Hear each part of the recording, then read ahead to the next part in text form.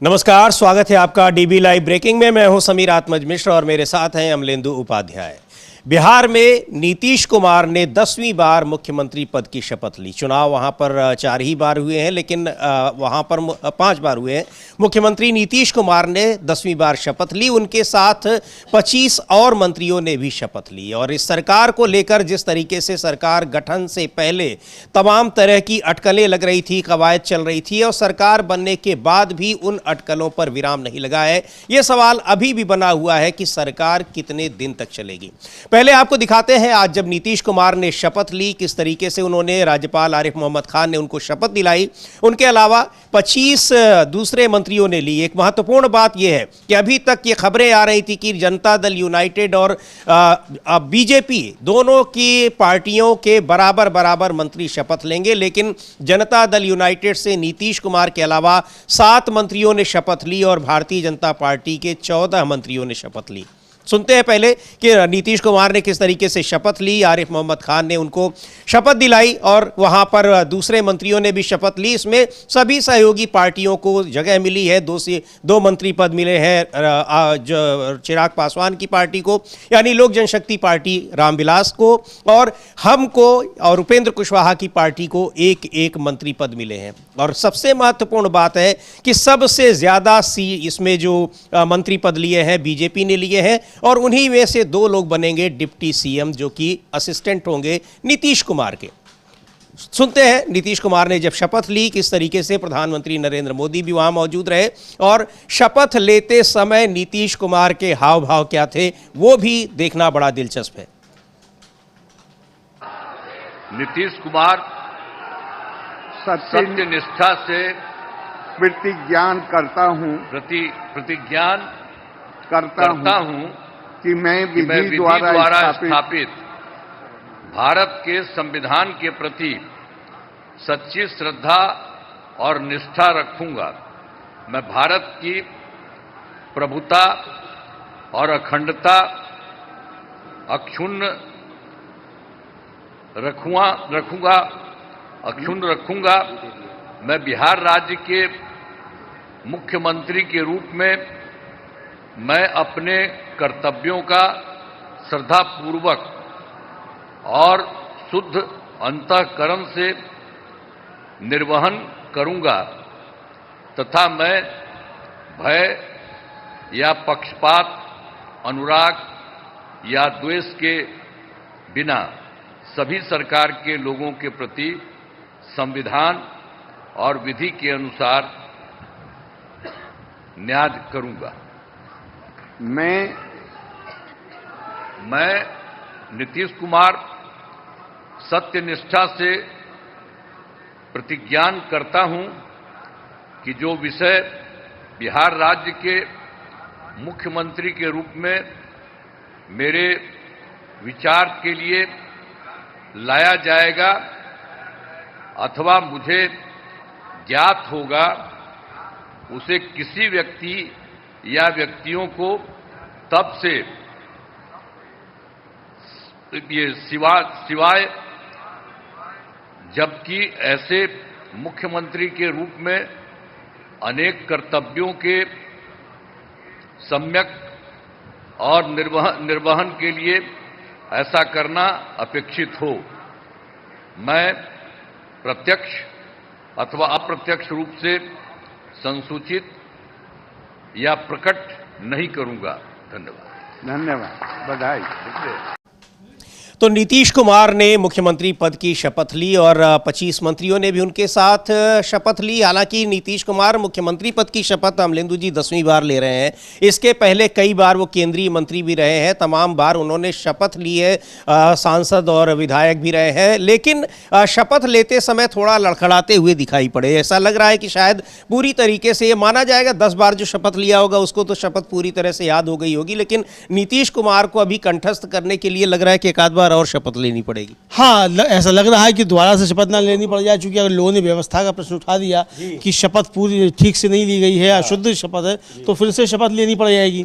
मुझे ध्यान नहीं। तो हाँ, राम नाईक गवर्नर थे, अखिलेश की सरकार थी, कई मंत्रियों से उन्होंने दोबारा शपथ लेने दोबारा करवाई थी शपथ, और किसी एक डिप्टी चीफ मिनिस्टर का भी मामला आ रहा है, उससे भी दोबारा दिलवाई गई थी, शायद राजस्थान का है या छत्तीसगढ़ का, ध्यान नहीं पड़ रहा है। मतलब एक आया था कि दोबारा फिर शपथ जो थी दिलवाई गई, जो शपथ से वो ठीक से नहीं ली गई थी। तो ये साफ तौर पर है कि ये शपथ, तो इसको लेकर सवाल उठने लगे कि आखिर नीतीश कुमार शपथ ठीक से क्यों नहीं ले पा रहे, क्या कोई डर हावी है नीतीश कुमार के ऊपर कि कितने समय तक रहेंगे, कितने समय तक नहीं रहेंगे।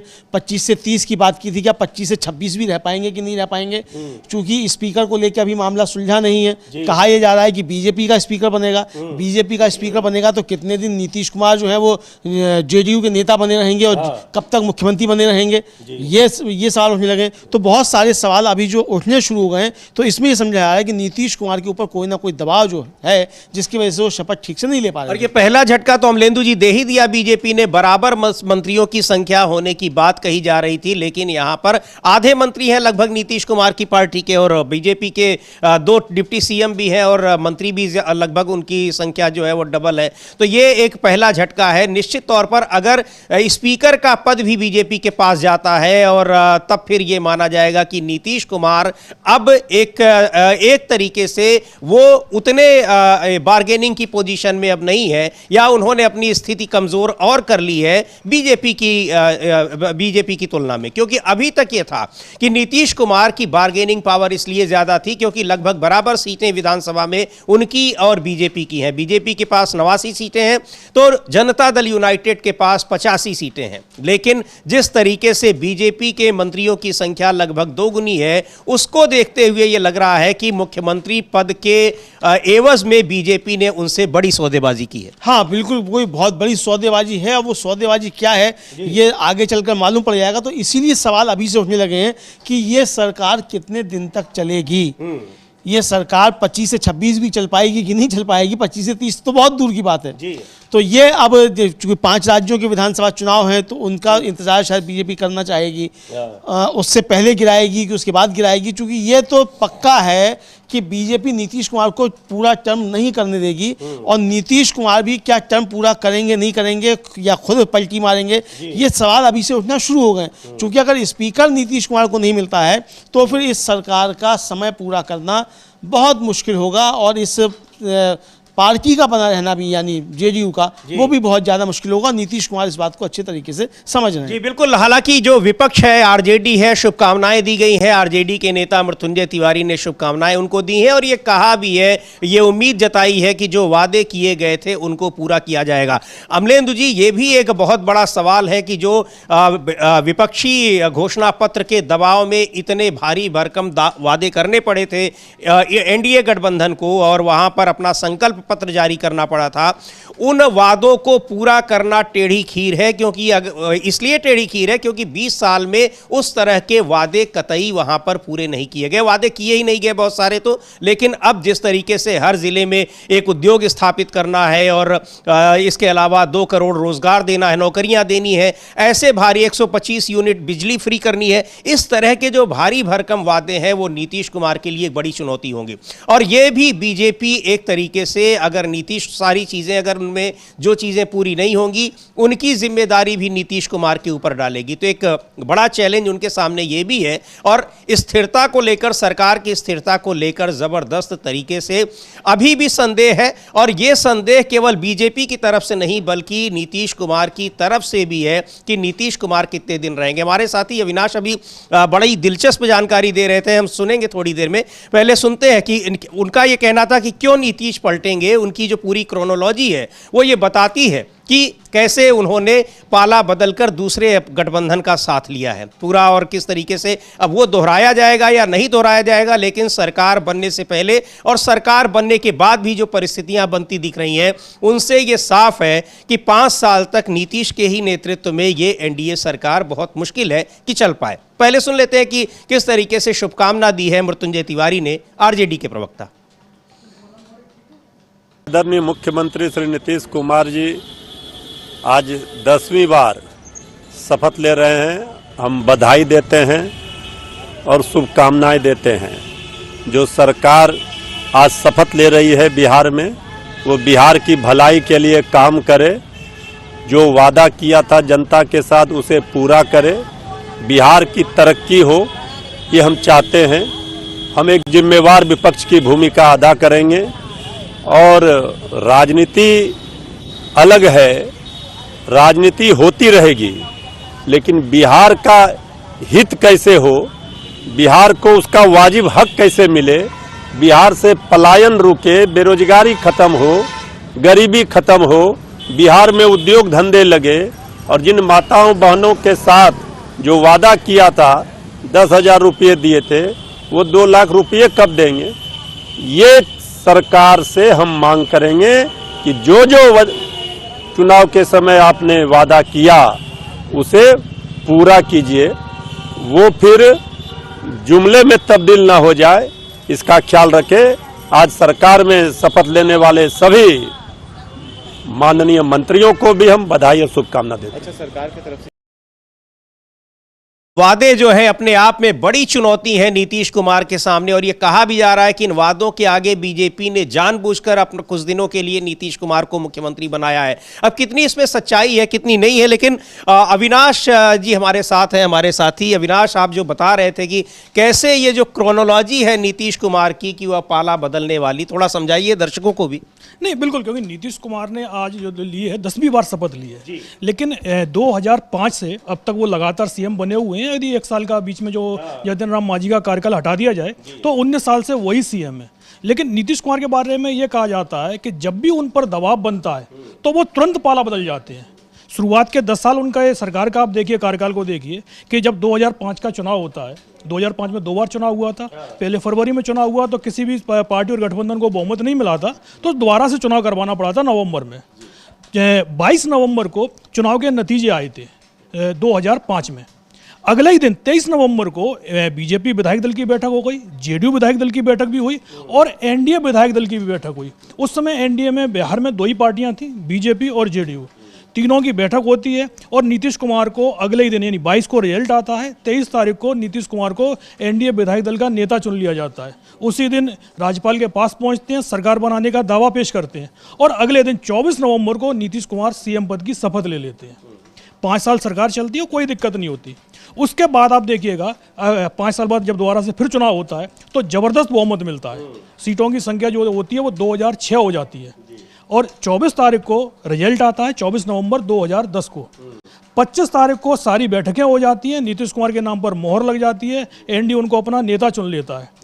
उसी दिन शाम को राज्यपाल भवन पहुंचते हैं, सरकार बनाने का दावा पेश होता है और 26 तारीख को नीतीश कुमार फिर से सीएम बन जाते हैं। यानी 2005 और 2010 में ये सारी प्रक्रिया चुनाव नतीजे आने से लेकर नीतीश कुमार के सीएम बनने तक ये सब 48 घंटे में पूरा हो गया। 2015 में सबको पता है नीतीश कुमार महागठबंधन के साथ में थे, महागठबंधन में उन्होंने चुनाव लड़ा और ज़बरदस्त जीत उन्होंने फिर हासिल की थी। 8 नवंबर को चुनाव के नतीजे आते हैं और नीतीश कुमार को जो सीएम पद का जो उम्मीदवार घोषित करने में महागठबंधन 6 दिन का वक्त ले लेता है। बीच में ये चर्चाएं भी चलती रहीं कि भाई सीटें तो सबसे ज़्यादा जो मिली हैं वो आरजेडी को मिली हैं, तो तेजस्वी यादव को सीएम बनना चाहिए। लेकिन नीतीश कुमार का नाम घोषित कर चुके थे, इसलिए नीतीश कुमार के नाम पर ही मोहर लगी। लेकिन जो रस्साकसी हुई तो हमने देखा कि 6 दिन लगा दिए नीतीश कुमार को सीएम के नाम पर मोहर लगाने में, तो नीतीश कुमार 1.5 साल के अंदर पाला भी बदल गए। आपने टाइम लिया तो दिखाई दिया कि भाई जेडीयू पर दबाव बनाया जा रहा है और उसके बाद नीतीश कुमार ने कई बार पाला बदला है। 2020 में, 2015 के बाद 5 साल बाद फिर चुनाव हुए 2020 में और एनडीए की सरकार बनी। जबकि एनडीए की इससे पहले जब भी सरकार बनी थी नीतीश कुमार 48 घंटे के अंदर ही सीएम पद की शपथ ले रहे थे। लेकिन इस बार क्योंकि नरेंद्र मोदी का शासन चल रहा था 2020 के जो चुनाव नतीजे आते हैं वो आते हैं 10 नवंबर को। एनडीए विधायक दल की बैठक में नीतीश कुमार को नेता चुना जाता है 15 नवंबर को। अभी तक 24 घंटे के अंदर चुने जा रहे थे एनडीए में, लेकिन 5 दिन लगा दिए। जैसे जेडीयू जो महागठबंधन ने 6 दिन लगाए थे और यहाँ पर भी 5 दिन लगे, तो नीतीश कुमार तब भी 1.5 साल बाद पाला बदल गए थे। और इस बार भी जब 2020 में एनडीए ने 5 दिन लगा दिए तो नीतीश कुमार 1.5 साल बाद पाला बदल गए।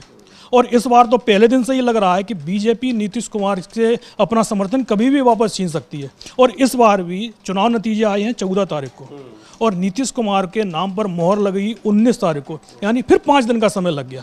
तो जब भी ज़्यादा समय लगता है तो साफ दिखाई देता है कि जो सहयोगी दल है वो नीतीश कुमार पर दबाव बना रहा है, और जब दबाव बनता है तो नीतीश कुमार क्या करते हैं, वो लगातार दिखाई दे रहा है उन्होंने पर जब भी दबाव बना है उन्होंने पाला बदला है। तो 5 दिन लगातार जो जिस तरीके से उनके शपथ ग्रहण में और जो चल रहा है चुनाव नतीजे और शपथ ग्रहण के बीच में, जब भी इतना लंबा अंतराल आ रहा है, बिल्कुल। और इस बार तो दबाव साफ दिखाई पड़ रहा है कि मंत्री भी उनके शुरू में ही कम कर दिए और स्पीकर भी लग रहा है कि अब शायद ही मिले नीतीश कुमार को, यानी जेडीयू का। बहुत बहुत धन्यवाद अविनाश, ये पूरी जानकारी। और अमलेंदु जी, जिस तरह से अविनाश जी पूरी क्रोनोलॉजी बता रहे हैं कि जो 1.5 साल का उनका एक जो समय है वो कुछ ऐसा दबाव बढ़ रहा है, पिछले कई बार से देखने में आ रहा है, और कि उसमें वो पाला बदल दे रहे हैं, यानी उस दबाव को झेलने के बजाय वो सोच रहे हैं कि जब उपलब्ध है हमारे पास एक बढ़िया गठबंधन और उसके साथ हम चला लेंगे सरकार, तो अपना बदल दे रहे हैं।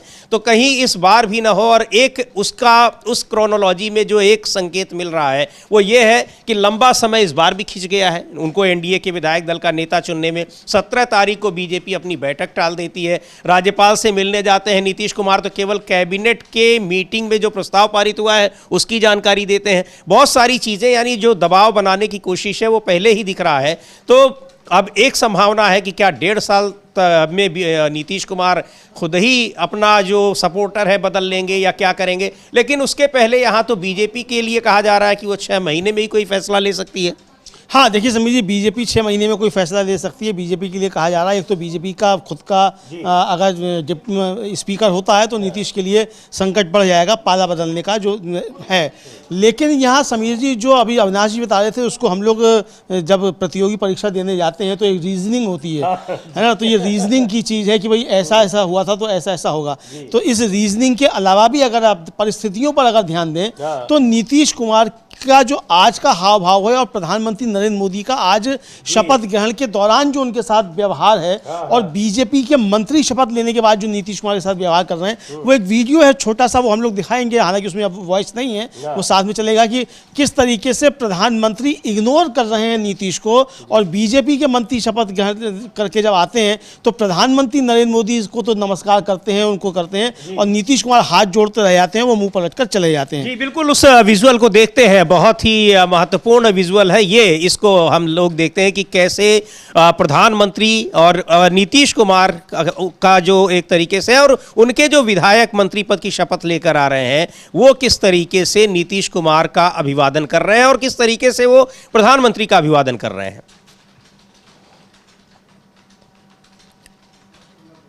तो हाँ, तो ये अब देखेंगे एक एक करके। और जी हाँ, अब देखिएगा, अब देखिएगा, नीतीश कुमार देख रहे हैं और देखिए ये मंत्री जी आए, नीतीश कुमार देखते रह गए, मोदी जी से हाथ मिलाया और ये देखिए नमस्ते करते हुए और बिना नीतीश जी से कुशल क्षेम पूछे हुए, बिना उनका सलाम लिए हुए और चले गए। मतलब वो उनकी तरफ लगातार देख रहे हैं, प्रधानमंत्री से मिलने के बाद भी उनसे नहीं उनकी तरफ मुखातिब हो रहे हैं। और प्रधानमंत्री मतलब नीतीश कुमार बात करने की प्रधानमंत्री की कोशिश कर रहे हैं, प्रधानमंत्री जो है वो जनता की तरफ सामने देख रहे हैं, नीतीश की तरफ मुंह घुमाकर देख भी नहीं रहे। क्या अब ये भी है, चूंकि अमलेंदु जी जिस तरीके से प्रधानमंत्री नरेंद्र मोदी की कार्यशैली है, उनका ये माना जाता है कि जिसको वो नहीं चाहते हैं या वो बातचीत करना नहीं चाहते हैं, अगर कोई व्यक्ति उससे बातचीत कर लेता है या उससे वो नज़दीकी बढ़ा देता है तो प्रधानमंत्री नरेंद्र मोदी उससे खफा हो जाते हैं। कई मंत्रियों के लिए कहा गया कि वो लोग उन बड़े नेताओं के यहाँ जाना शुरू कर दिए तो उन्होंने उनको मंत्रिमंडल से निकाल दिया, विभाग बदल दिया।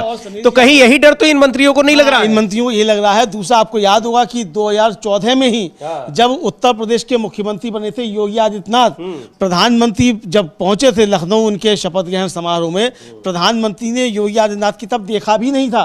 और उसके बाद किस किस तरीके के विजुअल्स आए कि योगी आदित्यनाथ जो उनकी गाड़ी के पीछे दौड़ रहे हैं और फिर दिल्ली में जो गुलदस्ता घूम घूम के चला जा रहा है और योगी आदित्यनाथ को नहीं पूछा जा रहा है। तो इस तरीके की चीजें भी आई, लेकिन योगी आदित्यनाथ है तो उन्होंने चीजों को सही तरीके से मेंटेन कर लिया। लेकिन दूसरा कोई होता तो थोड़ी ना कर पाता।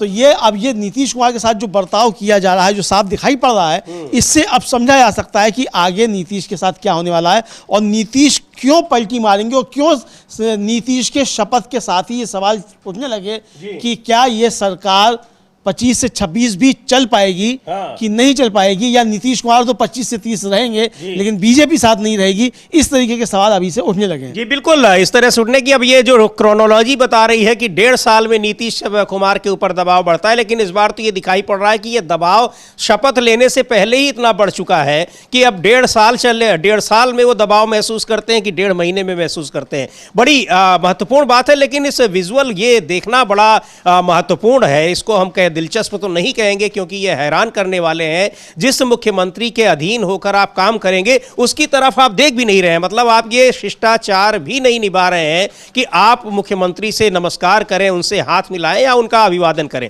इसको देखेंगे एक बार फिर से फुल स्क्रीन पर कि किस तरह से प्रधानमंत्री से तो मिल रहे हैं लेकिन आते समय भी नीतीश कुमार को की ओर नहीं देख रहे हैं और जाते समय भी नीतीश कुमार की ओर नहीं देख रहे हैं, जबकि नीतीश कुमार लगातार उनकी ओर देख रहे हैं। हाँ, नीतीश कुमार लगातार उनकी ओर देख रहे हैं और आप देखिएगा कि किस तरीके से वो आते हैं और आकर जो है वो चले जाते हैं और लपक के आते हैं, प्रधानमंत्री से मिलते हैं, प्रधानमंत्री खड़े होकर मिलते हैं, नीतीश कुमार हाथ जोड़े रह जाते हैं और नीतीश कुमार के हाथ जोड़ने का जवाब भी जो मंत्री जी नहीं देते हैं और लौट के चले जाते हैं प्रधानमंत्री से मिलकर ही। तो ये जो देखने में आ रहा है, तो ये साफ तौर पर कि आप जिस मुख्यमंत्री के साथ आपको प्रधानमंत्री के साथ तो काम करना नहीं है, काम करना है आपको मुख्यमंत्री के साथ। आप देखिए ये देखिए बिल्कुल नीतीश कुमार देख रहे हैं कि कम से कम अब तो देख लो, हाथ जोड़कर देख रहे हैं, लेकिन मंत्री जी केवल प्रधानमंत्री, यानी सीधे तौर पर कि उनको पता है कि अगर प्रधानमंत्री जी खुश हैं तो नीतीश कुमार हमारा क्या कर लेंगे। और दूसरी ओर ये भी उनको डर हो सकता है कि अगर नीतीश कुमार से ज्यादा नजदीकी दिखाने की कोशिश की तो कहीं ऐसा ना हो कि ये 1.5 महीना और 1.5 साल वाला मामला उन्हीं के साथ हो जाए। कि अगले बार कहा जाए कि अब आप छोड़ दीजिए, अब दूसरा कोई मंत्री बनने के लिए तैयार बैठा है। हाँ बिल्कुल, ये हो सकता है। और जैसा कि हुआ दिलीप जायसवाल के साथ हुआ था। जी हाँ, दिलीप जायसवाल से इस्तीफा ले लिया गया कि भाई आप इस्तीफा दीजिए, अब 2 पद नहीं रह सकते, आप मंत्री भी हैं, प्रदेश अध्यक्ष भी हैं, लेकिन जेपी नड्डा से नहीं लिया गया, आज तक नहीं लिया गया, एक्सटेंशन मिलता जा रहा है उनको। एक्सटेंशन मिलता जा रहा है, लेकिन दिलीप जायसवाल से ले लिया गया था चूंकि उन्होंने नीतीश कुमार की प्रशंसा कर दी थी, तो ये उनका इस्तीफा ले लिया गया था। अब ये आप देख सकते हैं कि अभी से जो हम कह रहे हैं कि उठने लगे सवाल, तो इसीलिए सवाल उठने लगे कि अगर कैबिनेट के मंत्री जो हैं वो नीतीश कुमार को अभिवादन भी नहीं कर रहे हैं और प्रधानमंत्री का अभिवादन करके चले जा रहे हैं वापस, तो समझा जा सकता है कि सरकार किस तरीके से चलेगी और मुख्यमंत्री कितने मजबूर होंगे, ये समझा जा सकता है। तो इसीलिए परिस्थितियां बन रही हैं कि नीतीश कुमार जल्द ही, जो उनके बारे में कहा जाता है कि वो पलटी मारने में बहुत होशियार हैं, तो वो पलटी मारेंगे और ये मतलब लंबे समय तक कम से कम ये एनडीए की सरकार तो चलती हुई दिखाई नहीं पड़ती है, भले ही इसे बीजेपी गिराए या नीतीश खुद गिराएं। जी बिल्कुल, बहुत ही ये जो अंतर विरोध है दोनों के भीतर, बीजेपी और जनता दल यूनाइटेड के भीतर, वो लगातार किस तरीके से दिखाई पड़ रहे हैं और उसका एक जीता जागता ये उदाहरण है कि कैसे बीजेपी के मंत्री प्रधानमंत्री से तो मिल रहे हैं, अभिवादन कर रहे हैं, लेकिन नीतीश कुमार की ओर वो देख भी नहीं रहे हैं। उन्हीं नीतीश कुमार की कैबिनेट में उनको काम करना है, उन्हीं के अधीन काम करना है। तो ये अब अंतर विरोध इस गठबंधन की सरकार को कितने दिनों तक ढो पाएगा, ये बड़ा मुश्किल बताया जा रहा है। और अभी तक यहाँ स्पीकर के पद को लेकर ये अंतर विरोध ही है, दोनों में अविश्वास की इतनी कमी है, वो अविश्वास और अंतर विरोध ही ये बता रहा है, उससे पता लग रहा है कि अभी तक स्पीकर के पद को लेकर कोई फैसला नहीं हो पाया है कि बीजेपी के पास रहेगा कि जेडीयू के पास रहेगा। और दोनों ही पार्टियां अड़ी हुई हैं, चूंकि इन्हीं स्थितियों की आशंका दिखाई पड़ रही है, इसलिए स्पीकर के पद पर दोनों ही पार्टियां अपना दावा ठोक रही हैं। हाँ बिल्कुल, इसीलिए स्पीकर के पद पे दोनों कर रही हैं और दोनों को ये लगता है कि स्पीकर जिसका होगा उसका पलड़ा भारी रहेगा। और जिस तरीके से नीतीश कुमार के मंत्री कम बनाए गए हो, बीजेपी के ज्यादा बनाए गए हो, 2 डिप्टी चीफ मिनिस्टर भी बीजेपी के हैं। भाई या तो ये होता है कि बीजेपी को 1 डिप्टी चीफ मिनिस्टर दे दिया जाए, और अगर आपने 2 डिप्टी चीफ मिनिस्टर दिए तो 1 डिप्टी चीफ मिनिस्टर आप चिराग पासवान को भी दे देते। उनकी मांग भी है, हालांकि अभी उनकी मांग को भी इस तरीके से इग्नोर नहीं किया जा सकता है, क्योंकि एक मजेदार बात यह है अमलेंदु जी कि अब की बार की जो स्थिति है, एक तो नीतीश कुमार के पास, उनके पास सीटें भले कम है लेकिन सिर्फ 4 सीटें कम है बीजेपी से, और एनडीए के जो बाकी घटक दल हैं वो एकदम बिल्कुल स्टक हैं नीतीश कुमार के साथ, वो बीजेपी के साथ नहीं दिखाई पड़ रहे हैं, चुनाव से पहले भी और चुनाव के बाद भी। हाँ, चूंकि उनको सबको लग रहा है कि बीजेपी ने जिस तरीके से उनको नुकसान पहुंचाया है, चिराग पासवान की तो जो थी वो पार्टी ही पूरी खत्म करवा दी मोदी जी ने, तो अब तो वो सारे हिसाब किताब भी बीजेपी से चुकता करने का समय ये है। तो ये इनको सबको लग रहा है, तो चिराग पासवान भी अब बीजेपी का मतलब मोदी के हनुमान नहीं बनेंगे। अब वो किसी के हनुमान नहीं बनेंगे, अब वो खुद के लिए काम करेंगे। आप हनुमान बनेंगे तो खुद के लिए हनुमान बनेंगे। तो ये उनको समझ में आ गया। हालांकि आज उन्होंने अपने पिता को याद किया है कि वो मेरे पिता खुश होंगे कि आज हमारे 2 मंत्री शपथ ले रहे हैं। जाहिर सी बात है कि खुश होने वाली बात है चिराग पासवान के भी। लेकिन इस खुशी में समीर जी, मोदी जी ने कितने रोड़े अटकाए ये तो चिराग पासवान को याद होगा ना, कि किस तरीके से खून के आंसू चिराग पासवान को रुलवाए गए। उनकी सामान बाहर फेंक दिया, पार्टी सामान बाहर फेंक दिया गया। उनके पिता का चित्र, भारत का संविधान, बाबा साहब डॉक्टर भीमराव अंबेडकर की तस्वीर, ये सब सड़क पे पड़े हुए थे। पार्टी तोड़ दी गई, उनके सांसद जो तोड़ दिए गए। तो चिराग भी इसको समझ रहे हैं कि अगर बीजेपी अपना रखती है विधानसभा अध्यक्ष, तो फिर ये खेल चिराग के साथ भी हो सकता है, नीतीश के साथ भी हो सकता है, किसी के साथ भी हो सकता है। तो इसलिए सब जो नीतीश के साथ एकजुट नजर आएंगे। बिल्कुल। और जो जिस तरह की हंग असेंबली है इस समय बिहार में, यानी वहां पर जो खंडित जनादेश है, उसमें सबसे ज्यादा सीटें बीजेपी को भले मिली हैं, लेकिन नीतीश कुमार को भी इतनी सीटें मिली हैं कि बीजेपी को साथ लेकर चलना नीतीश कुमार की उतनी मजबूरी नहीं है। हालांकि और दूसरे ये है कि मजबूरी के तौर पर अगर देखा जाए तो बीजेपी की मजबूरी कहीं ज्यादा है, क्योंकि चिराग पासवान हो, नीतीश कुमार हो और जीतन राम मांझी यानी एनडीए के जो बाकी घटक दल हैं, इनके पास 18 सीटें लोकसभा में हैं। और ये 18 सीटें बहुत मायने रखती हैं लोकसभा की केंद्र सरकार चलाने के लिए। तो एक मजबूरी अगर देखा जाए तो ये बीजेपी की मजबूरी ज्यादा है कि वो एनडीए की सरकार बनाए रखे। लेकिन जिस तरीके से ये दबाव बन रहा है और नीतीश कुमार के साथ अभी नए नवेले मंत्री व्यवहार कर रहे हैं, उसको देखते हुए लगता नहीं है कि ये इसका जो लाइफ स्पैन है बहुत ज्यादा है। 5 साल तो खैर चलना ही नहीं है, बिल्कुल कहीं से वो स्थितियां नहीं दिखाई पड़ रही हैं। लेकिन 5 साल के पहले भी कितनी जल्दी ये जो अंतर्विरोध है वो फिर से सतह पर आएंगे, ये परिस्थितियां बता रही हैं। खैर, आज शपथ ली है नीतीश कुमार ने और उनके साथ 25 अन्य मंत्रियों ने भी। विपक्ष के नेता भी बधाई दे रहे हैं। कांग्रेस के उत्तर प्रदेश के अध्यक्ष हैं अजय राय, लगातार सक्रिय रहे बिहार में विधानसभा चुनाव के दौरान।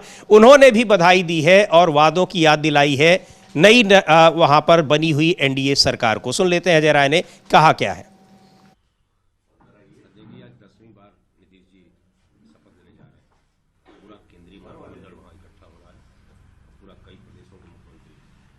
देखिए, 10वीं बार मुख्यमंत्री बनने जा रहे हैं।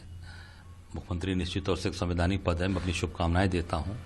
पर जो वहां पे शासन सत्ता चल रही थी उसमें मैं गया था चुनाव के समय, पूरे प्रदेश के अंदर बेरोजगारी का आलम चरम पर, नौजवानों को लाठी लाठी मारा गया, उनके हाथ पैर तोड़े गए और पूरी तरीके से वहां पर जिसको कहा जाए जंगल राज, ये कहते हैं महाजंगल राज चल रहा।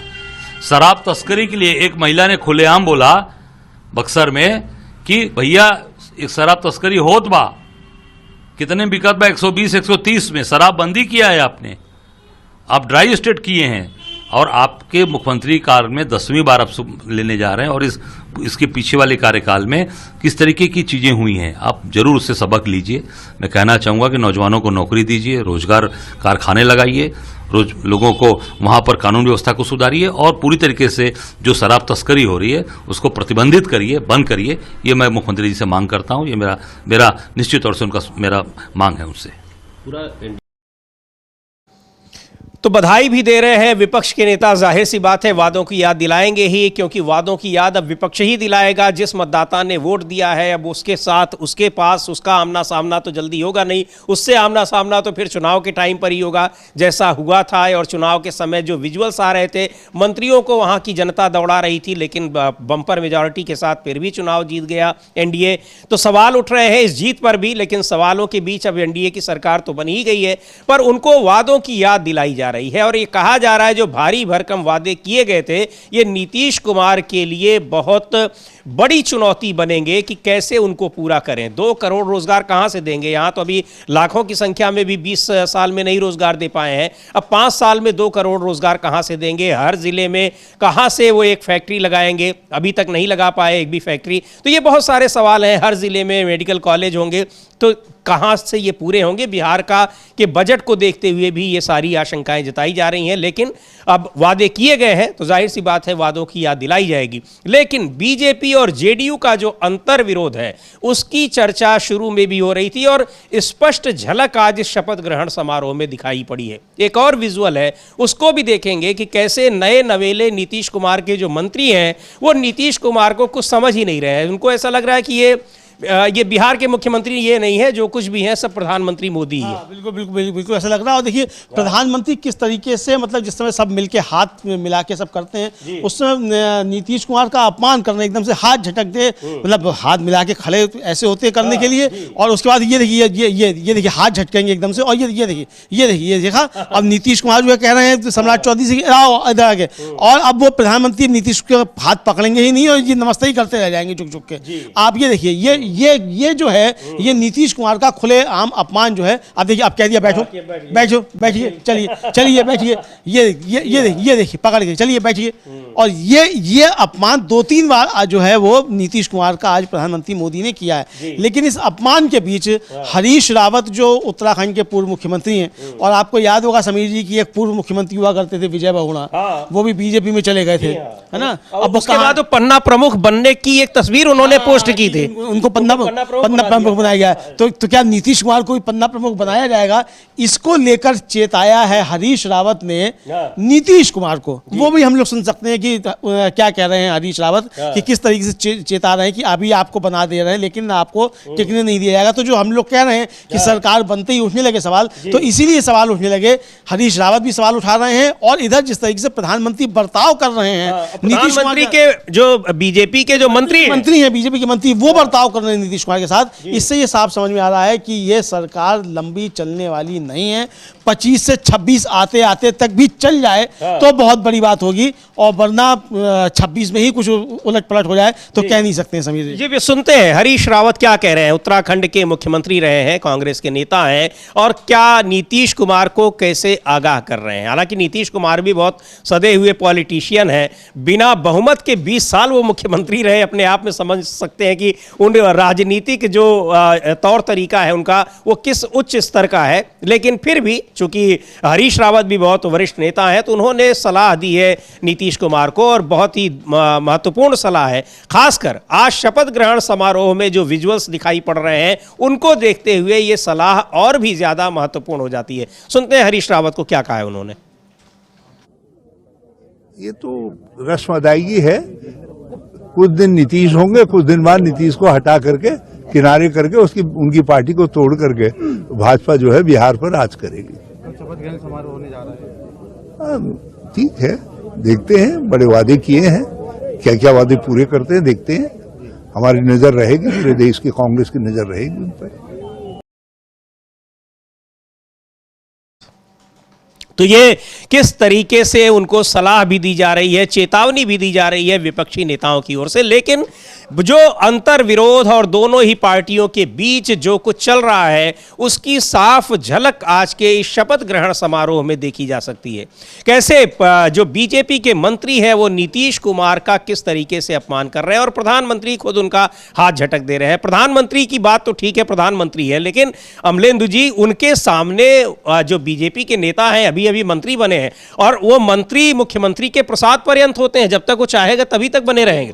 लेकिन वो अपने मुख्यमंत्री को कुछ भी नहीं समझ रहे हैं, और उनसे अभिवादन करना भी, उसकी औपचारिकता भी नहीं निभा रहे हैं। उसकी औपचारिकता नहीं निभा रहे हैं, और नीतीश कुमार अभिवादन कर रहे हैं तो उनका अभिवादन ले भी नहीं रहे हैं। इतना अपमान मुख्यमंत्री का उनका मंत्री करे और प्रधानमंत्री की मौजूदगी में करे, तो ये प्रधानमंत्री को भी शोभा नहीं देता है, मुख्यमंत्री को भी शोभा नहीं देता है, और उस मंत्री को तो कतई शोभा नहीं देता है समीर जी। बिल्कुल, उस मंत्री कैसे कर सकते हैं? क्या वो ऐसा करके प्रधानमंत्री को खुश कर रहे हैं? ऐसा करने को उनसे कहा गया है, या फिर वो अपनी जो शिष्टता है, संस्कार है, उसको पूरी तरीके से भूल गए हैं? जो भी हो, कारण जो भी हो, लेकिन ये तो बहुत ही सामान्य शिष्टाचार होता है। नीतीश कुमार बहुत ही वरिष्ठ नेता है, बिहार के ही नहीं देश के नेता हैं, और उन्हीं के मंत्रिमंडल के आप सदस्य बन रहे हैं, और आप उनको इस तरीके से इग्नोर कर रहे हैं। खैर, पवन खेड़ा कांग्रेस पार्टी के नेता हैं, प्रवक्ता हैं, उन्होंने भी शुभकामना दी है नीतीश सरकार को, एनडीए सरकार को। अब तो नीतीश सरकार कहेंगे, शायद प्रधानमंत्री भी कहें, हालांकि अभी तक उन्होंने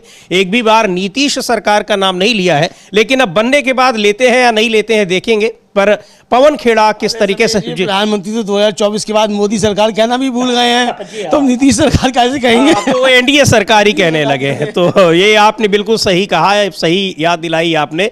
लेकिन बात सही है कि 2024 के बाद तो अल्पमत की जब सरकार वो चला रहे हैं, तो अपनी सरकार को भी अब वो मोदी सरकार नहीं कहते, मेरी सरकार नहीं कहते, अब वो एनडीए की सरकार कहते हैं। खैर, सुनते हैं पवन खेड़ा को क्या कह रहे हैं। मुख्यमंत्री के तौर पर, और दो मुख्यमंत्री जो है भारतीय जनता पार्टी से रहने वाले हैं, और तमाम जो एनडीए के अलायंस हैं और बीजेपी के मुख्यमंत्री हैं, नीतीश कुमार जी को बधाई देते हैं। उम्मीद करते हैं कि उनके साथ धोखा न हो और वो अपना टर्म पूरा कर पाएं, और बिहार के लिए जो पिछले 20 साल में नहीं हुआ उसमें से कम कुछ तो कर पाए। बिहार में जो उन्हें जीत मिली है वो कैसे भी मिली हो वो अलग बात है, लेकिन अपने बात। तो शुभकामनाएं मिल रही हैं मुख्यमंत्री नीतीश कुमार को और एनडीए सरकार को विपक्ष की तरफ से भी, लेकिन अब सवाल भी उठ रहे हैं और नीतीश कुमार को खास तौर पर विपक्ष की ओर से चेतावनी भी दी जा रही है कि आप बहुत लंबे समय तक बीजेपी के साथ रहते हुए सरकार में नहीं रह पाएंगे, ध्यान रखिएगा। और यह हालांकि ऐसा नहीं है कि नीतीश कुमार इस बात को नहीं समझ रहे हैं, बेहतर तरीके से अमलेंदु जी समझ रहे हैं। और संयोग आप देखिए, जिसको कहा जाता है कि किस्मत बड़ी बलवान होती, तो नीतीश कुमार के साथ परिस्थितियां भी कुछ ऐसी हो जाती हैं। बीजेपी के पास कोई नेता भी इस दर बीच नहीं रहा, हालांकि नेता तो कहीं भी किसी को भी बना सकते हैं, पर नीतीश कुमार को लेकर चलने में बहुत सारे उनको भी फायदे दिखाई पड़ रहे हैं। और इधर इस बार के चुनाव में भी जो नतीजे आए हैं, जो मैंडेट मिला है, उसमें नीतीश कुमार के पास बिल्कुल बढ़िया विकल्प है कि आप इसको ले लीजिए चाहे इसको चुन लीजिए, दोनों में आपका फायदा है। तो उसको देखते हुए भी नीतीश कुमार के सामने विकल्प हमेशा ही मौजूद रहेंगे। बीजेपी खेल जरूर करेगी, लेकिन खेल करने का उसको फायदा कितना होगा ये देखना बड़ा दिलचस्प होगा। हाँ, बिल्कुल फायदा बहुत होगा। सभी जी, जहाँ तक नेता बनने की बात है, अगर विप्लव देव को मुख्यमंत्री बनाया जा सकता है, भजन लाल शर्मा को मुख्यमंत्री बनाया जा सकता है पर्ची निकाल के, डॉक्टर मोहन यादव को बनाया जा सकता है, खट्टर को बनाया जा सकता है, तो किसी को भी बनाया जा सकता है, कोई भी बन सकता है। तो नेताओं की कमी नहीं है। राजीव प्रताप रूडी, रविशंकर प्रसाद सब मुख्यमंत्री के दावेदार रहे ही हैं, और मतलब अगर सरकार बनती है तो बन भी सकते हैं, मतलब दोनों के अंदर काबिलियत है उस तरीके की कि वो बन सकते हैं। मतलब बीजेपी में ऐसा नहीं है कि सब नाकाबिल ही हैं, सारे मोदी जी नहीं हैं, कुछ काबिल लोग भी हैं, तो बन सकते हैं। लेकिन वो सवाल यही है कि नीति, इसीलिए सवाल जो है लगातार उठ रहे हैं कि सवाल जो है, मतलब खेल जो है वो क्या होगा नीतीश कुमार के साथ। अब मोदी जी गमछा तो लहरा रहे हैं समीर जी, लेकिन ये गमछा तो लहरा रहे हैं और नीतीश कुमार का हाथ बुरी तरीके से झटक भी रहे हैं। मतलब सार्वजनिक तौर पर देखा जाए तो अपमान करते हुए नरेंद्र मोदी जो है वो नजर आते हैं नीतीश कुमार का, कि वो सार्वजनिक तौर पर अपमान कर रहे हैं, ये देखा जा सकता है। बिल्कुल। और इसको ये चूंकि आज जो विजुअल्स हैं शपथ ग्रहण समारोह के, उनको देखते हुए ये जो दोनों ही पार्टियों के बीच जो उथल पुथल मची हुई है चुनाव से पहले थी ही, उसके बाद भी इतनी बम्पर जीत के बावजूद जो बीजेपी और जेडीयू में चल रहा है, उसका नतीजा आज दिखाई पड़ा है यहां पर इस शपथ ग्रहण समारोह में। और शपथ ग्रहण समारोह में बीजेपी ने बड़ा झटका पहले ही दे दिया है कि लगभग 2 गुनी संख्या मंत्रियों की अपने पास ले ली। अभी तक खबरें चल रही थी कि मुख्यमंत्री बीजेपी हो सकता है 1 या 2 मंत्री ज्यादा हो जाए, चूंकि उनके पास सीटें भी ज्यादा हैं, और मुख्यमंत्री का पद जेडीयू को मिल रहा है, लेकिन लगभग 2 गुनी संख्या मंत्री की ले लिए। तो ये बड़ा झटका है अमलेंदु जी नीतीश कुमार के लिए, हल्का फुल्का नहीं। या ये हो सकता है कि इसमें कोई ये डील हुई हो कि ठीक है हम आपको स्पीकर दे देंगे, लेकिन मुझे नहीं लगता कि स्पीकर का पद बीजेपी जेडीयू को देने वाली। हाँ, लगता हमें भी नहीं है कि समीर जी कि ये जेडीयू जो है बीजेपी को स्पीकर का पद दे देगी, क्योंकि अगर बीजेपी को स्पीकर मतलब बीजेपी नीतीश कुमार को दे देगी तो फिर वो खेल तो हो ही नहीं पाएगा जो होना है। हालांकि इसके पीछे एक तरह ये भी दिया है, नीतीश कुमार इसलिए भी तैयार हो सकते हैं कि अगर नीतीश कुमार पलटी मारेंगे तो जो परिस्थितियां हैं उसमें समीर जी, तो पहले पलटी मारते समय ही सबसे पहले दिया जाएगा नोटिस स्पीकर को हटाने का ही। और जैसा कि हुआ था अभी जब नीतीश कुमार ने पलटी मारी और महागठबंधन छोड़ के गए बीजेपी के साथ, तो सबसे पहले उन्होंने स्पीकर के खिलाफ ही जो था वो नोटिस दिया अविश्वास का। और फिर जो चौधरी साहब थे स्पीकर, वो फिर नीचे उतरे और फिर मतलब हुआ इस्तीफा, फिर उन्होंने दे दिया। फिर उसके बाद नए जो थे वो बने, नंद किशोर यादव बने स्पीकर।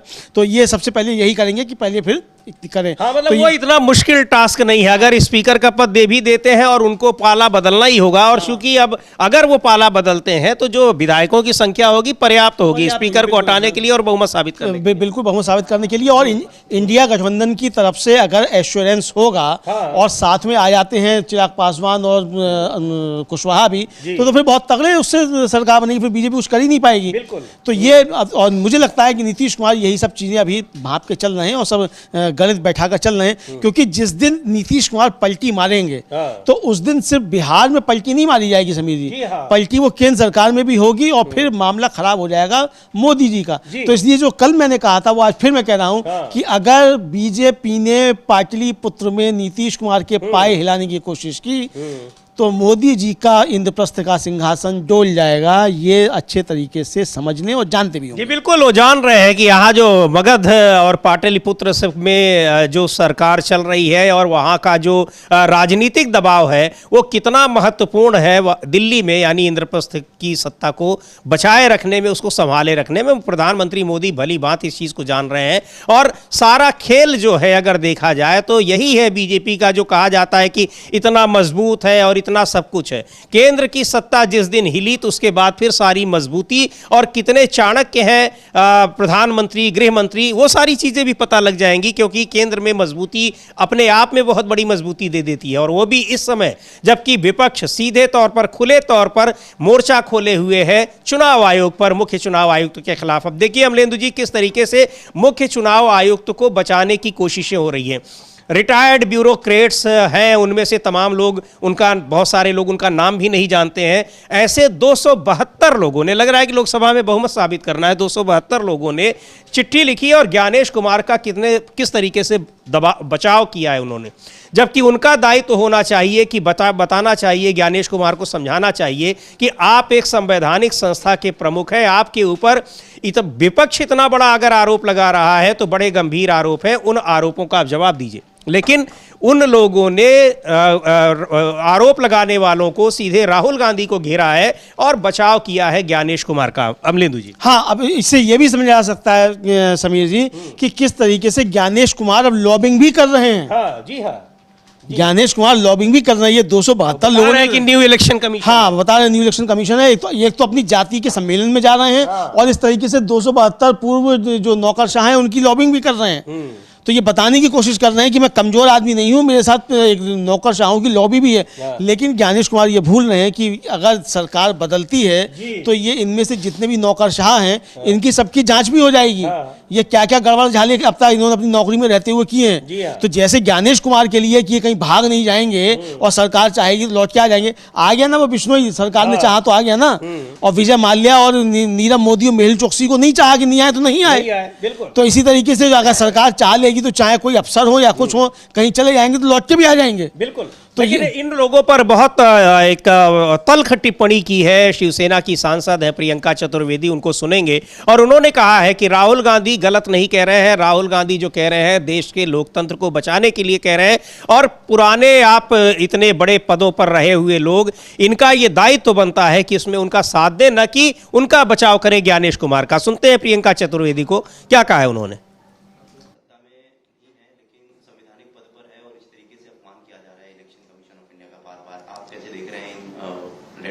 मैं हैरान हूं कि वो चिट्ठी एलओपी को लिख रहे हैं। अगर नाम बदनाम हो रहा है इलेक्शन कमीशन का, तो इलेक्शन कमीशन बदनामी अपने ऊपर ले रही है। अगर ज्ञानेश कुमार जी जो बार बार आकर एक स्क्रिप्ट पढ़ते हैं, रटी रटाई स्क्रिप्ट पढ़ते हैं जो भारतीय जनता पार्टी के हेडक्वार्टर से आती है, तो उसमें इलेक्शन कमीशन की बदनामी किसकी तरफ से हुई? वो हमारी तरफ से नहीं हुई। हम कुछ सवाल पूछ रहे हैं और ये सवाल आज देश की जनता के भी मन में है कि चाहे वो ईवीएम हो, चाहे वो वोटिंग के रिकॉर्ड्स हो, चाहे वो एसआर की प्रक्रिया हो, या वो शॉर्ट रिवीजन हो जो असम में हो रहा है, कहीं कहीं एसआईआर हो रहा है, कहीं इनका दूसरा रिवीजन हो रहा है।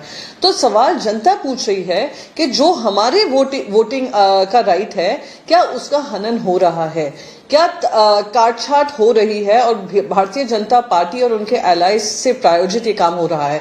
तो ये जो 272 या 232 जो लोग हैं, वो एलओपी को लिखने की बजाय अगर ज्ञानेश कुमार जी से कहेंगे कि ज्ञानेश कुमार जी, आप ब्यूरोक्रेसी का एक बहुत इंपॉर्टेंट सीनियर एग्जीक्यूटिव हैं और ब्यूरोक्रेसी पे छीटा तानी होती है, अगर आप खुद उसकी जवाबदेही नहीं लेते हैं, तो आप जो भी प्रश्न हैं विपक्ष के मन में हो, वोटर्स के मन में हो, एक खुले मंच पर सवाल जवाब लीजिए और उसका जवाब दीजिए। तथ्यों के साथ पेश किए गए रिकॉर्ड्स हैं, अगर उस रिकॉर्ड्स में कोई कमी है तो आप जनता के सामने पेश होइए, जनता दरबार लगाइए और जनता को कन्विंस करिए कि जो आज इलेक्शन कमीशन कर रही है वो बिल्कुल सही कर रही है। इलेक्शन कमीशन ये भी जवाब दे कि जब आम आदमी पार्टी जब एक महिलाओं के लिए एक निधि देने की उन्होंने राशि तय की थी, उसमें इलेक्शन कमीशन ने दखल अंदाजी देकर उसको बाकायदा रोका था। और वही जब बिहार में चुनाव के बीचों बीच हो रहा है, मॉडल कोड ऑफ कंडक्ट जारी है, तब आप वो पैसे महिलाओं के अकाउंट में डाल रहे हो और इलेक्शन कमीशन कहीं और देख लेती है, तो सवाल जनता के मन में आता है। तो बस यही है कि अगर किसी को अंडरमाइन करने की कोशिश हो रही है, अंडरमाइन करने की कोशिश नहीं की जा रही है, हमारे मन में सवाल हैं वो पूछे जा रहे हैं। अंडरमाइन अगर कोई कर रहा है पूरे इंस्टीट्यूशंस को, सारी एजेंसीज को, तो ये किस तरीके से सीधे कह रही हैं कि अगर ज्ञानेश कुमार को चाहिए कि इस संवैधानिक संस्था को की गरिमा को बचाए रखना है, तो जो विपक्ष के आरोप हैं, जो सवाल हैं, उनको एक ओपन फोरम पर, खुले मंच पर, उस पर उन सवालों को सुने और उनका जवाब दें। यहाँ तो एक प्रेस कॉन्फ्रेंस की और उसमें जब सवाल आया तो दोबारा प्रेस कॉन्फ्रेंस की करने की उनकी हिम्मत ही नहीं पड़ी। हाँ बिल्कुल, उसकी हिम्मत ही नहीं पड़ी समीर जी, और ये साफ तौर पे समझा जा सकता है कि ये प्रेस कॉन्फ्रेंस जो थी, जो मतलब कहा जाए ज्ञानेश कुमार की, उसमें सवालों के जवाब ही मतलब नहीं दिए उन्होंने, पहले तो जवाब ही नहीं दिए। और एक पत्रकार जो अपने साथी हैं मुकेश कुमार सिंह, उन्होंने सवाल पूछा तो सवाल पूरा ही नहीं होने दिया, उससे पहले ही जो है बीच में टोक दिया ज्ञानेश कुमार ने खुद ही। वरना ये होता है कि ठीक है आप सवाल पूछ लीजिए, हम जवाब नहीं देते, तो जवाब तो नहीं देना था, सवाल भी पूरा नहीं होने दिया, क्योंकि मालूम था कि वो सवाल जो आ रहा है वो ज्ञानेश कुमार को बहुत उलझाने वाला है, कॉन्स्टिट्यूशनल सवाल था वो, तो बुरी तरीके से जो थे वो अटक गए। जी बिल्कुल। तो अब उसमें विपक्ष के सवालों को कैसे ओपन फोरम पर लेंगे? तो लेकिन अगर उनको बताना है कि सही है, चुनाव आयोग जो कर रहा है सही कर रहा है, देश हित में कर रहा है, तो विपक्ष के सवालों का जवाब तो देना ही पड़ेगा। लेकिन ये जो 272 पूर्व ब्यूरोक्रेट्स और उसमें कुछ जजेस भी हैं, उन लोगों ने जो एक पत्र लिखा है और राहुल गांधी की आलोचना की है इसके लिए कि वो चुनाव आयोग पर सवाल उठा रहे हैं। भाई, किसी भी संवैधानिक संस्था पर सवाल उठाने का हर व्यक्ति को अधिकार है। राहुल गांधी तो फिर भी देश के लीडर ऑफ अपोजिशन है, किसी को भी उठाने का, और उस संवैधानिक संस्था का दायित्व है कि उसका जवाब दे। हर व्यक्ति की क्वेरी को उसको जो उसकी जिज्ञासा है उसको शांत करने की जिम्मेदारी है इन संवैधानिक संस्थानों पर। ऐसा नहीं है कि ये इस तरीके से आप कह दें कि ये मिसलीडिंग है, फेक है, इतना कह के आप उससे छुटकारा पा लेंगे। तो पता नहीं ये 272 ब्यूरोक्रेट्स जिन्होंने ये लिखा है आखिर क्यों ज्ञानेश कुमार का इस तरीके से बचाव कर रहे हैं, बड़ी हैरानी की बात है। लेकिन सुप्रिया शिंदे जो कांग्रेस की प्रवक्ता हैं, उन्होंने भी पूछा है, यही सवाल पूछा है कि आखिर ऐसी क्या मजबूरी आ गई आप लोगों की कि आपको सवाल खुद पूछना चाहिए ज्ञानेश कुमार से, लेकिन आप उनके बचाव में उतरे हुए दिखाई पड़ रहे हैं। सुनते हैं सुप्रिया शिंदे को क्या कह रही हैं। अब 140 करोड़ से ज्यादा देश के आबादी में 272 ये कौन से प्रतिष्ठित लोग हैं, मुझे तो नहीं पता कितने प्रतिष्ठित हैं, लेकिन हाँ ये पोस्ट रिटायरमेंट बीजेपी के एम्प्लॉयमेंट एक्सचेंज में आवेदन करता जरूर लग रहे हैं। आपने काफी सारे इन लोगों का नाम लिया जो पदों पर रह चुके हैं, इनमें से एक व्यक्ति भी पूर्व चुनाव आयुक्त नहीं है, एक व्यक्ति ऐसा नहीं जिसने चुनाव आयोग में कभी काम किया हो। तो ये सब अपने कार्यक्षेत्र के बाहर की बातें कर रहे हैं। तमाम पुलिस के अधिकारी हैं, वो बढ़ते हुए क्राइम रेट पर दिल्ली में जो हो रहा है उस पर बात करें। कुछ रॉ के मैंने सुना प्रमुख है इसमें, वो बात करें कि कैसे एक के बाद एक इंटेलिजेंस फेलियर हो रहा है, ना आपको पहलगाम के बारे में पता चलता है, ना आपको दिल्ली बम ब्लास्ट के बारे में पता चलता है, आप लगातार पिछड़ रहे हैं। उसके बाद इसमें से आपने बताया कि कुछ उच्चायुक्त रह चुके लोग हैं। अरे भाई, फॉरेन पॉलिसी कैसे फेल होती जा रही है उस पर चर्चा नहीं है, इधर उधर की बातें। देखिए ऐसा है, इनमें से कितने लोगों की आज हिम्मत है ये स्वीकारने की या उस पर सवाल पूछने की कि इतने फर्जी पते, इतने फर्जी आईडी, एक एक छोटे छोटे घरों में सैकड़ों लोग कैसे रजिस्टर हो रहे हैं? इनमें से कितने लोगों की हिम्मत है ये पूछने की कि बिहार में चुनावों के बीचों बीच सरकार 10-10 हजार बांटती रही और चुनाव आयोग चुप रहा? चुनाव आयोग की संदिग्ध भूमिका पर एक शब्द नहीं बोला जा रहा है। इनमें से कितने लोगों की हिम्मत है ये पूछने की? सबूतों के साथ दिख रहा है कि बीजेपी के तमाम नेता एक से ज्यादा जगहों पर वोट डाल रहे हैं, कभी दिल्ली में, कभी हरियाणा में, कभी बिहार में, एक सवाल नहीं पूछ पा रहे हैं। देखिए, दिक्कत यह है कि 2014 के पहले जो सम्मानित प्रतिष्ठित नागरिक होते थे इस देश के, वो चुनी हुई सरकार से सवाल पूछते थे, क्योंकि सही भी है, सरकार के पास संस्थाएं हैं, संसाधन है, सत्ता है, उससे सवाल पूछा जाता है। ये लोग राहुल गांधी से सवाल पूछना चाहते हैं। राहुल गांधी जो लोकतंत्र को बचाने के लिए मजबूती से लड़ रहे हैं। मेरा अपना मानना है कि राहुल गांधी ने चुनाव आयोग का पर्दाफाश एलिगेशंस के साथ नहीं, सबूतों के साथ किया है। इन सबूतों को देखकर क्या इन 272 लोगों ने अपनी आंखों पर पट्टी बांध ली है? और इनमें से कोई भी एक चुनाव आयोग का व्यक्ति क्यों नहीं है? तो यहाँ किस तरीके से राहुल गांधी उसका सबूतों के साथ पर्दाफाश कर रहे हैं, लेकिन ये लोग ज्ञानेश कुमार के साथ, मुख्य चुनाव आयुक्त के साथ दिख रहे हैं। और इधर एक बीच बड़ी खबर आ रही है, सुप्रीम कोर्ट में दिल्ली दंगों से जुड़े अभियुक्त जो उमर खालिद और अन्य अभियुक्त हैं, उन पर सुनवाई शुरू हो गई है। कोर्ट रूम से क्या कुछ अपडेट है, क्या चीज़ें हैं, उस पर हम आपको इस पर लाइव बताएंगे। लेकिन एक महत्वपूर्ण बात यह है कि जस्टिस अरविंद कुमार ने जो एएसजी से सीधे कहा है कि आप अपनी बात को 45 मिनट तक रखिए, क्योंकि पिछले 2 बार की सुनवाई से लगातार वो अपनी ही बातों को बढ़ाते चले जा रहे हैं। हाँ, बिल्कुल, ये बढ़ाते चले जा रहे हैं। दूसरा, आज अपना एक संशोधन किया है एएसजी राजू ने कि उन्होंने जो है काउंटर जो था वो पैरा 27 पर रखा था, लेकिन वो 26 पे है। तो इसके लिए अपनी देरी के लिए उन्होंने माफ़ी भी मांगी है और ये कहा है कि भाई हाई कोर्ट के फैसले के बाद भी देरी हुई, हाई कोर्ट के फैसले जिसमें देरी की वजह उन्हें बताया गया उसको चुनौती नहीं दी गई है, ये उनका कहना है। और उनका कहना है कि 5 अगस्त 2025 को आगे की दलीलें पूरी करने की आज़ादी के साथ सुनवाई पूरी की गई, लेकिन उन्होंने सुनवाई टालने की मांग की। 7 अगस्त 25 को ट्रायल कोर्ट ने देरी पर नाराजगी जताई। 12 अगस्त को ट्रायल फिर से नाराज हो सका क्योंकि कोई भी आरोपी आरोप पर बात करने के लिए आगे नहीं आया। 3 सितंबर को खालिद सैफी की तरफ से सुनवाई टालने की मांग की गई।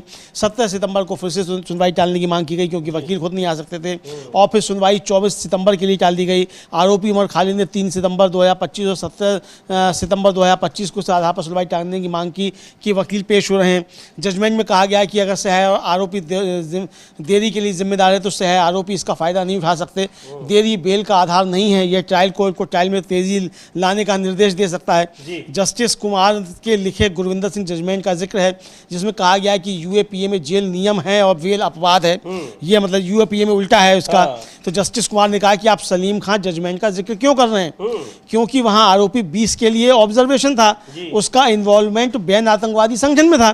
तो राजू ने कहा कि आपके लॉर्डशिप ने माना है कि भले ही उसने 5 साल जेल में बिताए हों, अगर अपराध बनता है तो ये बेल देने का आधार नहीं है। इस पर जस्टिस कुमार ने कहा कि वहां एक डायरेक्ट एविडेंस था और यह फैक्ट्स पर निर्भर करता है, यानी उसी बेंच के एक आदेश को, उसी जज के बेंच के आदेश को यहाँ तोड़ मरोड़ने की कोशिश की एएसजी राजू ने। तो उन्होंने डांट लगाई जस्टिस अरविंद कुमार ने कि आप यहाँ गलत व्याख्या क्यों कर रहे हैं उस मामले की, यहाँ आप उसको क्यों लेकर आ रहे हैं, वहाँ डायरेक्ट एविडेंस था, यहाँ आपके पास कोई डायरेक्ट एविडेंस नहीं है। इस पर उन्होंने कहा कि डायरेक्ट एविडेंस में टेप चलाना चाहता हूँ। उनका ठीक है, आप टेप चलाइए, कुछ कीजिए, लेकिन 45 मिनट के अंदर अपने आर्गूमेंट को आप खत्म कीजिए। ये बड़ी टिप्पणी अमलेंदु जी, क्योंकि लगातार हम लोगों ने पिछले सुनवाई के दौरान भी इसको कोर्ट रूम से जो कुछ अपडेट्स थे वो लगातार दे रहे थे, कैसे वहां एक ही चीज को कई बार दोहराते हुए एडिशनल सॉलिसिटर जनरल जो एसवी राजू हैं वो वही बातें कह रहे थे। हालांकि कई बार काउंटर भी किया जस्टिस अरविंद कुमार ने, और उसी की वजह से उस दिन भी सुनवाई पूरी नहीं हुई और आज की ये तारीख तय की गई। आज ये उन्होंने कहा कि आपको जो कुछ भी कहना है 45 मिनट के भीतर कहिए। महत्वपूर्ण बात है, चूंकि उनको ये लग रहा है, जस्टिस जो जजेस हैं, 2 जजों की जो खंडपीठ है, उन्हें भी लग रहा है कि कैसे दिल्ली पुलिस के जो वकील हैं इसको ज्यादा से ज्यादा खींचने की कोशिश कर रहे हैं। और इस तरह के इन मुकदमों में लगातार ये आरोप लगते हैं कि जांच एजेंसियों के पास सबूत कुछ नहीं है, लेकिन वो मामले को ज्यादा खींचती हैं ताकि जो अभियुक्त हैं वो जेल में ही बंद रहे, जबकि उनके खिलाफ कोई चार्जशीट दाखिल नहीं हो रही है। हाँ बिल्कुल, ये जेल में बंद रहे, यही है कि उनका जो है एक तरीके से मोटिव होता है कि जेल में बंद रहें, और चार्जशीट चूंकि है ही नहीं तो ये करें तो करें क्या, तो ये जो है देखने में आता है। अब राजू जो है आगे अपनी बात रख रहे हैं, और राजू ने जो है आगे जो कहा है कि वो NDPS से जुड़ा एक और जजमेंट का उसका उन्होंने रेफर किया है, और कहा है कि मैं यह भी कहना चाहूँगा कि उन्होंने मेरिट पर बहस नहीं की, उन्होंने कहा कि वे अपनी बहस देरी तक ही सीमित रखेंगे। जस्टिस कुमार ने कहा कि हाई कोर्ट को दूसरे हाई कोर्ट के आधार पर बेल में राहत दी गई थी, लेकिन उस हाई कोर्ट ने बेल नहीं दी थी, इसलिए हमने मामला वापस हाई कोर्ट को भेज दिया। राजू कह रहे हैं कि मैं भाषणों के वीडियो दिखाना चाहता हूँ, मतलब जो भाषण दिए गए थे, जो दिल्ली दंगों से पहले के जो भाषण थे, वहां पे 2 महीने 3 महीने पहले के जो भाषण थे, उनके वीडियो दिखाना चाहते हैं। हालांकि इसके पहले की सुनवाइयों में उन भाषणों को सुनाया गया है दूसरी कोर्ट्स में। हाँ बिल्कुल, दूसरे कोर्ट में सुनाया गया है, लेकिन अब ये चाहते हैं कि वो फिर से यहाँ भी जो है सुनाए, सुप्रीम कोर्ट को भी सुनाए। लेकिन सुप्रीम कोर्ट ने साफ कह दिया जस्टिस अरविंद कुमार ने कि भाई 45 मिनट के अंदर अपनी बात आप खत्म कीजिए, इससे ज़्यादा आपको समय नहीं मिल पाएगा। तो अब 45 मिनट देखते हैं, चूंकि लंच भी होना, मुझे लगता है शायद लंच से पहले ही, लंच पे जाने से पहले, हालांकि 1 बजे लंच हो जाता है, लेकिन 45 मिनट सुन के ही लंच पे जाएंगे, बेंच जाएगी, ऐसा समझ में आ रहा है। तो हम लोग पल पल की खबर वहाँ क्या चल रहा है ये भी अपने दर्शकों को हम दे रहे हैं, और आगे भी हम देते रहेंगे कि क्या क्या वहाँ पल पल की खबर चल रही है। जी बिल्कुल, वहाँ पर अब सुनवाई हो रही है, लेकिन महत्वपूर्ण बात यह है कि अब जस्टिस अरविंद कुमार ने जिस तरह से ASG राजू से कहा कि आप जो कुछ कहना है, जो एविडेंस रखना है, अब आपके पास केवल 45 मिनट है, आप उसी में सारा कुछ रखिए। वो 45 मिनट यानी उनको अपनी दलीलें रखने के लिए अब केवल 45 मिनट दिया गया है, जो कि पिछली जो सुनवाई हुई थी उसमें पूरा टाइम ASG राजू या फिर तुषार मेहता ही बात करते रहे, दलीलें रखते रहे, और कई बार ऐसा लगा कि वो उन्हीं सारी बातों को दोहरा रहे हैं जो एक बार कही जा चुकी हैं, पहले भी वो चीज़ें आ चुकी हैं, और जबकि उनके सारे काउंटर वहाँ पर पेश किए जा चुके हैं बचाव पक्ष के वकीलों की तरफ से। तो आज अब केवल 45 मिनट के भीतर, यानी अब लंच से पहले तक सुनवाई, या फिर अब 45 मिनट उनका पूरा हो जाएगा तब तक वो सुनेंगे ही, उनको ये पूरा मौका दिया गया है। पर अब जिस तरीके से अमलेंदु जी पिछली बार की सुनवाई हो रही थी, हम लोग उसके अपडेट दे रहे थे, अपने दर्शकों तक पहुंचा रहे थे, कोर्ट रूम में जो कुछ भी वाद विवाद हो रहा था, जस्टिस दोनों जजेस की जो बेंच है ये कहीं से भी बहुत कन्विंस्ड नहीं दिख रही थी इनकी दलीलों से। हाँ, इनकी दलीलों से कन्विंस नहीं दिख रही थी, बहुत सारे सवाल किए उन्होंने, और उन्होंने कहा कि भाई जिस का हवाला देना चाहिए, जिस जमानत जो दी गई है आप उसका जिक्र नहीं कर रहे हो, जमानत खारिज की गई है आप उसका जिक्र यहाँ पे कर रहे हैं, तो भाई आप उल्टी दलील यहाँ क्यों दे रहे हैं? मतलब यह साफ तौर पर जस्टिस अरविंद कुमार ने कहा कि भाई जिस मामले का यहाँ जिक्र किया जाना चाहिए आप उसका जिक्र नहीं कर रहे हैं, और जिसका इससे कोई लेना देना नहीं आप उसका जिक्र कर रहे हैं, तो आखिर की ये उलटबाजी क्यों कर रहे हैं? इसका कोई जवाब ASG राजू ने नहीं दिया था, और अपनी बात वो आगे रखते रहे थे। तो इस पर सुप्रीम कोर्ट एक तरीके से नाराज भी हुआ था कि भाई आप जो कर रहे हैं तो आप ये साफ तौर पर क्यों मतलब मोड़ने का इसका प्रयास कर रहे हैं। और आज भी कहा कि भाई जिस मामले का आप जिक्र कर रहे हैं उसमें साफ एविडेंस था,